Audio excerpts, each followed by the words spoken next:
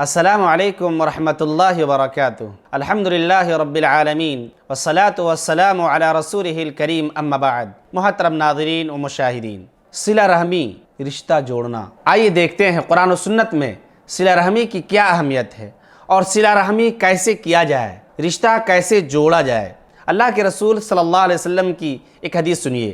اللہ کے رسول صلی اللہ علیہ وسلم ارشاد فرماتے ہیں کہ جو شخص یہ پسند کرے کہ اس کی روزی میں اضافہ ہو، عمر میں کشادگی ہو، اسے چاہیے فلیصل رحمہ، اسے چاہیے کہ رشتہ جوڑے۔ ایک حدیث میں اللہ کے نبی صلی اللہ علیہ وسلم ارشاد فرماتے ہیں کہ لیس الواصل بالمکافی، کہ رشتہ جوڑنے والا، صلہ رحمی کرنے والا وہ نہیں جو بدلے میں صلہ رحمی کرے۔ ایک آدمی رشتہ جوڑتا ہے تو اس کے ساتھ ہم بھی رشتہ جوڑیں، ایک آدمی ہمارے ساتھ صلہ رحمی کرتا ہے تو ہم بھی اس کے ساتھ صلہ رحمی کریں۔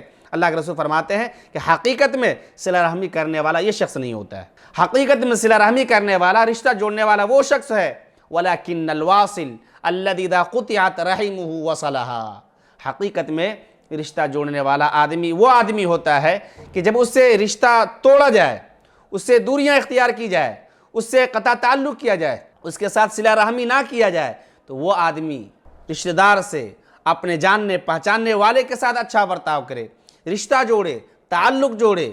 در حقیقت یہ آدمی صلہ رحمی کرنے والا اور رشتہ جوڑنے والا ہے۔ صلہ رحمی کیسے کیا جائے؟ ایک آدمی صلہ رحمی کا خواہش مند ہے، کرنا چاہتا ہے، صلہ رحمی کیسے کیا جائے؟ اپنے رشتہ داروں کے ساتھ، اپنے اعزاء اقارب کے ساتھ صلہ رحمی کیسے ہو؟ صلہ رحمی کے مختلف طریقے ہیں۔ آدمی کو اپنے یہاں دعوت میں بلایا جائے، دعوت میں شریک کیا جائے، ولیمے میں شریک کیا جائے، خاص موقع سے کھان پان کی دعوت میں شامل کیا جائے، ہدیہ تحائف بھیجے جائیں، سلام پڑھے جائیں، سلام بھیجے جائیں، حال احوال موقع سے پوچھا جائے، گرچہ موبائل کے ذریعہ ہو، گرچہ ایک SMS کے ذریعہ حال احوال دریافت کیے جائیں، یہ بھی صلہ رحمی کی ایک شکل ہے، ایک صورت ہے۔ اگر بیمار ہے تو اس کی زیارت کی جائے، اگر رشتہ دار ہمارا پریشان حال ہے تو اس کی مدد کی جائے، یہ صلہ رحمی کا طریقہ ہے۔ تو ہمیں چاہیے کہ جو بھی شکل ہے صلہ رحمی کرنے کے، ان تمام صورتوں کا اپنانا چاہیے۔